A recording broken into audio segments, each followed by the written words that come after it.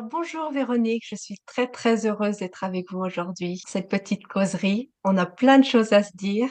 J'espère qu'on va avoir le temps de tout faire. Merci Sarah, bonjour. Et puis je suis ravie également d'être avec vous. Mhm. Alors j'ai plein de questions à vous poser. Je connais un petit peu déjà votre travail, mais j'ai plein de questions. J'aimerais bien savoir un peu comment ça se passe de votre côté, quelle méthode vous utilisez, comment vous travaillez.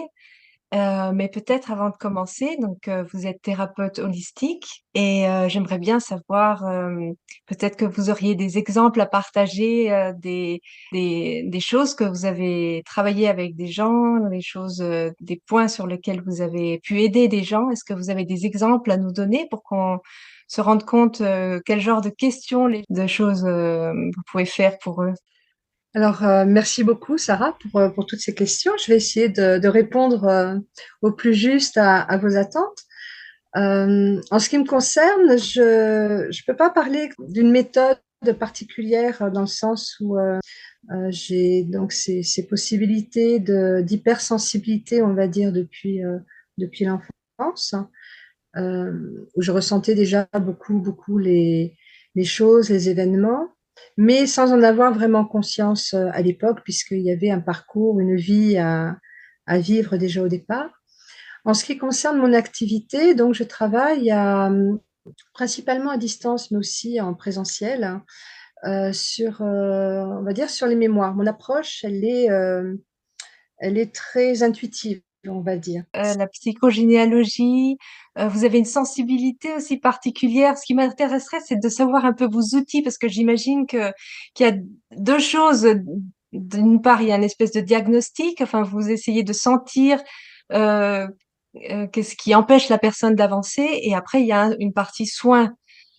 Quelles sont vos Mhm. méthodes? Comment vous arrivez à trouver, à mettre le point, le doigt sur ce qui coince et ce qu'il faut travailler?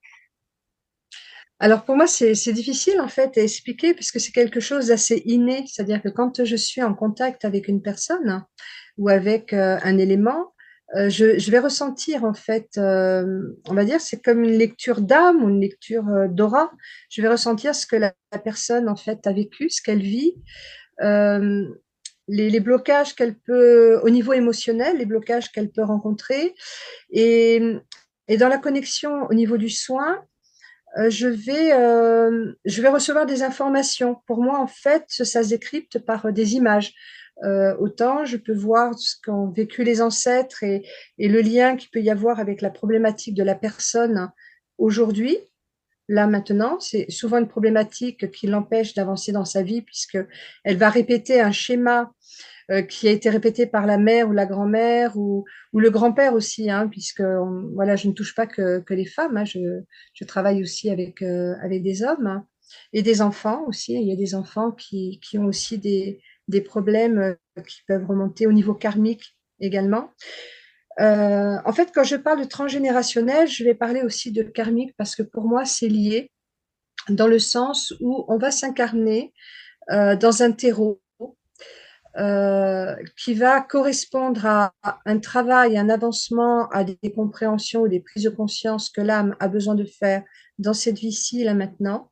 Et donc, pour moi, l'âme choisit le terreau où elle va s'incarner dans une problématique familiale, hein, qui va être en redondance avec des problèmes karmiques qu'elle va en fait venir solutionner, enfin trouver du moins des solutions pour s'en libérer dans cette vie-là où plus que des solutions, je vais parler de la conscience, prendre conscience en fait de certains événements qui ont été douloureux, qu'elle a pu vivre ou faire vivre dans une autre vie, venir les conscientiser dans cette vie-ci en choisissant le terreau transgénérationnel, la famille, le lieu, avec l'histoire de la famille, pour pouvoir, elle, apporter sa lumière en fait au sein de cette famille.